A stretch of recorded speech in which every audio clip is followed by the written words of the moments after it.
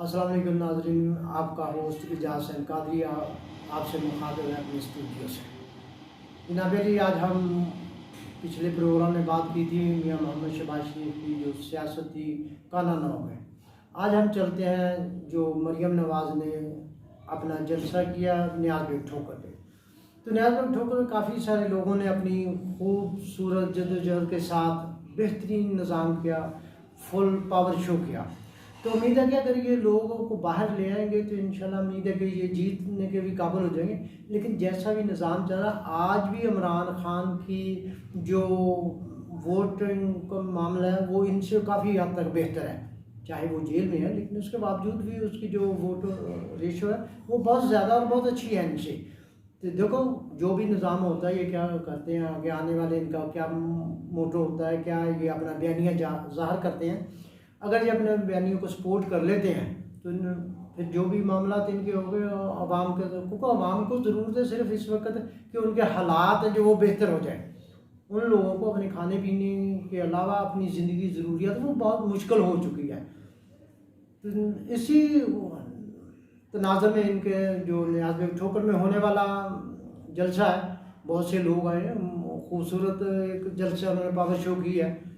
तो अब इनके आगे आने वाली 21 तारीख को देखते हैं ये लोग क्या करते हैं, कैसा नवाज शरीफ का इस्तकबाल करते हैं और किस तरह की ये मामला आगे लेके चलते हैं। तो मरियम नवाज साहब को चाहिए कि जितने भी पुराने दोस्त हैं उनको अपने साथ रखें। लेकिन ये नहीं होता कि अगर आपको लीडर बना दिया गया तो आप दूसरे लोगों को भूल जाएं। उन लोगों को भी साथ रखें ताकि आपकी जो पार्टी की पावर है वो ज़्यादा हो सके। दूसरी बात, आज हम बात करेंगे पीपल पार्टी के जनाब बिलावल भुट्टो के जितनी भी कार्निंग मीटिंग हो रही हैं उनमें को ख़ास लोगों की दिलचस्पी नहीं ज़ाहिर हो रही, उनकी कोई ख़ास दिलचस्पी नहीं ज़ाहिर हो रही। तो इस सूरत हाल को देखते हुए कि शायद इनका जो वोट रेशो है वो नून लीग से भी नीचे है। अभी अगर लिबर्टी का इमरान खान साहब का अगर प्रोग्राम हो जाता है तो देखेंगे वहाँ पर क्या सूरत हाल है, कैसा उनका निज़ाम है, कैसे उनके दोस्त अहबाब रिपोर्टर, उनके वोटर और सपोर्टर कैसे उनको सपोर्ट करते हैं। तो हमारी दुआ, बल्कि हमारे तमाम चाहने वालों की, कि जो भी है वो मुल्क के लिए अच्छा है। मुल्क के लिए अच्छा होगा तो सब अच्छा होगा। लोग अपने अपने, हमारी जो भूख का निज़ाम है वो बहुत ज़्यादा बढ़ता जा रहा है, गुर्बत बहुत ज़्यादा बढ़ती जा रही है। तो कोशिश करेंगे ये जो हमारे यहाँ मौजूदा हुक्मरान हैं, लेकिन इनको भी सिर्फ अपने मामलात पे तवज्जो देते हैं, आवाम की तरफ इनको भी कोई ख़ास तवज्जो नहीं है। क्योंकि इनको चाहिए था कि आवाम को रिलीफ दे दें। जैसे ही पेट्रोल मार्केट में बहुत ज़्यादा 8 से 10% नीचे आया, लेकिन इन्होंने रिलीफ बिल्कुल नहीं दिया। तो इनको चाहिए था जितना रिलीफ दे सकते देते, लेकिन इन्होंने अपने जो मामलात हैं उनको बेहतर करने की कोशिश की है कि अपने जो पेट्रोल पंप मालिकान को उनको फ़ायदा दिया जाए। उस फ़ायदे को मद्देनज़र रखते हुए लोगों को 8 से 10 रुपये, जबकि ये पेट्रोल पंप से आवाम को ज़्यादा से ज़्यादा 20 से 22 रुपये मिलना था रिलीफ, लेकिन पेट्रोल पंप वालों की मालिकान की वजह से ये रिलीफ सिर्फ 8 रुपये तक चला गया।